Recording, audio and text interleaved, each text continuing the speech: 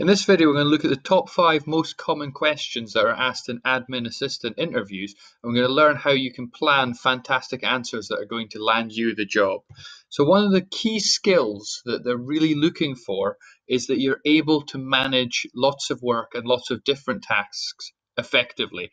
And one of the ways they might probe this is to ask, how do you manage a demanding workload? And I'm going to give you a simple strategy to answering this question that tends to score very highly. So the first thing you're going to talk about is your priorities, that you're going to clearly log deadlines. You're going to know exactly when everything is due, and you're going to communicate with everybody else in the organization so that you can understand the tasks and when they're going to be due. And if you're having difficulty with a deadline because there's conflicting deadlines, you're all about communication and prioritization. After having talked about that, you're going to talk about your planning, that you do long-term planning, so you're looking at how you can meet your deadlines long-term. Medium-term, maybe next week's deadlines, how are you working towards those? You're keeping track of your progress. And then short-term planning, what are the immediate needs? What do I have to do right now to be able to achieve the medium and long-term plans and also meet the rapid turnaround that is sometimes required? A great phrase to talk about is that you anticipate pinch points. That means that you have a good understanding of your employer's work situation in the company. And so you can look at the certain times in the year where workload's going to be a lot higher, and you're going to plan ahead. You're not just going to go, right now it's very quiet, I can relax a bit. You're going to say, well, I anticipate that in a few weeks things are going to be really heavy. So what can I do now that's going to mean that I can be effective during those pinch points? And the last thing you want to get across is you want to say that you're actually effective at doing these things. So you're highly skilled. So you can talk about being very experienced, and it doesn't have to be specifically as an admin assistant. Talk about any experience that involved workload and managing deadlines. And you also want to get across that you work very hard, that you're able to handle a very high workload because you have a very strong work ethic and you get a lot done. You're very effective and you're very efficient. And so if you get these 3 ideas in your answer and focus on all the bullet points that I've given you and plan it out, you'll have a fabulous answer to this question. Second question, and you have to be careful with this one, is where do you see yourself in 5 years? And it's possible to answer this really badly if you don't plan it carefully. So the first thing you're going to do is you're going to make sure your answer is logical. There's got to be some explanation and reasoning behind it that convinces the other person that this answer is sensible. You're then going to share your plan. How do you get from now to 5 years' time? What are you going to do to get there? And you also have to show that you know the company. If you're applying to an extremely small company, there probably isn't very large, amazing routes of promotion. Whereas if you're applying to a very large company, there'll be a very well developed system of extra trainings and promotions. And so the things to talk about are talking about taking on more responsibility, and that is generally applicable to any company where you might be able to take on, say, a little bit of invoicing or a little bit of bookkeeping in the future. You could take on slightly more responsibility and talk about earning that responsibility, not just being given it. How can you become better that will justify you getting that responsibility? You can look at what one level above your current job is and tell the story about how you're going to work towards that within the same employer. And you could also talk about just being outstanding. Perhaps you don't want to go a step higher. Perhaps you're very happy at your job, and that's fine. So talk about what you're going to do to be really, really amazing as an admin assistant. And think about the training that you can get and what your employer can offer you. And that also shows off your knowledge of the company, which is really powerful in an interview. A really bad answer starts with something that is totally unrealistic, like you're going to move from an admin assistant to a senior executive in 5 years. That just comes across as quite arrogant and quite silly, because it takes people 20 years to get to that position.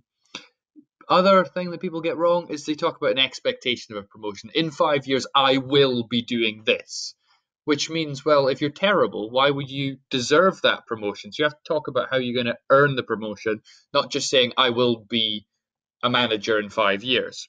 And the worst thing you can do is talk about something that doesn't meet the company's goals, that just gives them a reason not to hire you.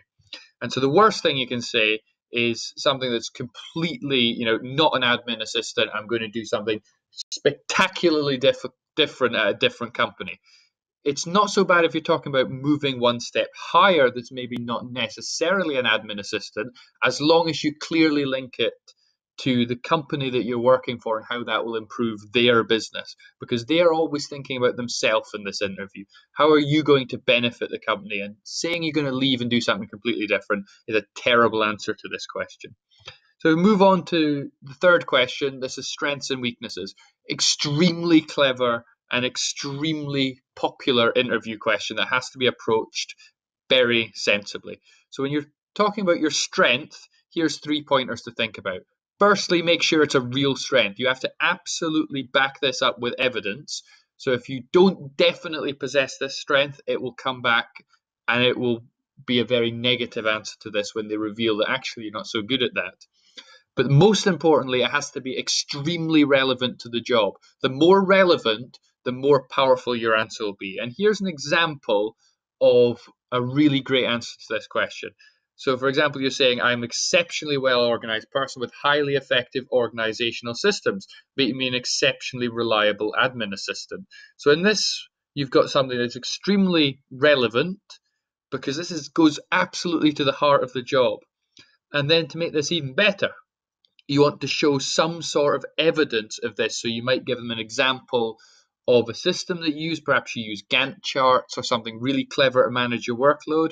Or you could show your reference. So a former employer has said you are extremely reliable and very organized. And you see how you close the loop and it matches up beautifully. So you've shown a relevant strength that you definitely possess that is backed up with evidence and super relevant. And that's an amazing answer if you can get those 3 aspects in. The dangerous one is talking about weaknesses, and you have to be extraordinarily careful with this, and you can lose an interview over a bad weakness.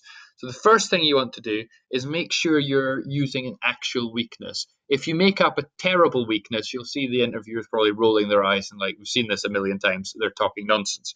So for example, saying, I'm too much of a perfectionist, that's really an inability to recognize any weaknesses. You're trying to pass off something that's actually quite good and reframe it as a weakness by, really heavily manipulating it. That's the wrong approach. You want to say, once you've identified your actual weakness, that you're actually doing something about it. How are you overcoming and working towards beating this weakness? But most importantly, it should not be something that is particularly important for the job. So for example, saying sometimes I come across a little bit rude, well, that's going to massively reduce your chances of getting the job because you've just given a weakness that is really important. Because as an admin assistant, you're working with lots of people. And if you come across rude and you expose that as your weakness, that's going to be used against you. So it has to be something that's not important to the job, but is an actual weakness. And you have to think very carefully about your example that you're going to use. And the better the intervention that you're doing, the stronger the answer you'll also have.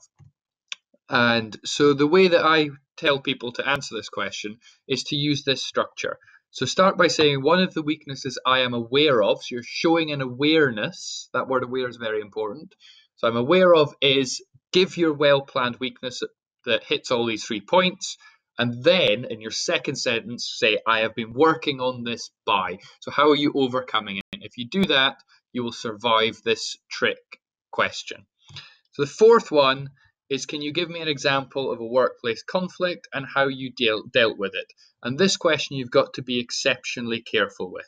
So I've given you what a good answer looks like and what a bad answer looks like. So you want to look through your past and try and find an example of conflict and pick the one that you think you dealt with best using the 2 suggestions that I've got. So a good answer is managed positively. There's no negativity and vitriol and hatred and really awful conflict in the answer. That there is a genuine issue, but you actually responded to it and you were very professional, very polite, very friendly. You weren't arguing against someone. I have to get in the idea that you're a team player, that you worked with your colleague to overcome the issue. And the single most important thing is that there's a positive outcome. The mistake people make on this question is they talk about a conflict and then they finish the story with, and the project was delivered late because of this awful person. That's the wrong way to do it, and that's what gets us into the bad answers. So bad answers don't have a positive resolution. The work was late, it was a failure, and that reflects badly on you as well.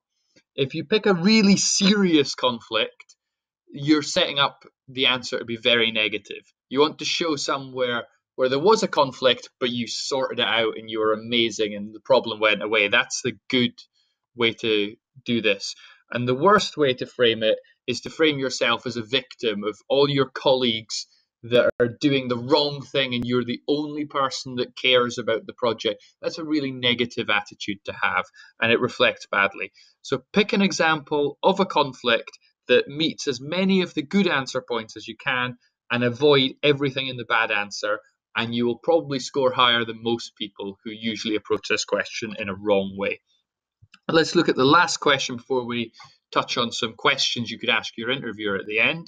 And this question is, what software packages are you able to use? And I've given you a little list of the ones that you can mention. The more you can mention, the better, especially if you can talk about your experience with them and then show that you can do some advanced features. So you're not only able to use the packages that other people are able to use, but you're better than the average person. And so my top tips for this is mention every single training course. If you ever went on any course about anything in this list, talk about it and perhaps even bring your certificates as absolute proof. You also want to mention as many advanced features, and if you can show any sort of innovation, for example, your employer uses a spreadsheet to track something, and because you've got great Excel skills, you are able to suggest improvements, then in collaboration with your manager, change the spreadsheet and it's now far more efficient. So if you can show some innovation, that is really, really impressive in these interviews. And finally, as a bonus, I've given you some questions that you could ask that look really good. So have a read through these questions and see if any of them are the sort of question that you feel you would want to know the answer to. But each of these questions do look very good in the interview. And it looks very, very bad if you don't ask questions. So I'd recommend you memorize at least 3 of these questions. Do not get to the end of the interview and have no questions. That's a really bad way to finish an interview. The last thing to warn you about is do not ask about pay in the interview. You can have the pay discussion after you've been offered the job. Don't ask about holidays. That is an incredibly big mistake people make. And don't discuss, childcare, like, oh, you see how the job's advertised that you have to work a Thursday. Well, I can't do a Thursday. You're just giving them an excuse not to give you the job. So don't mention that or question about childcare. So avoid those 3 things, memorize 3 questions, and you'll be set for your interview. So hopefully this video was really helpful to you. And finally, thank you very much for watching.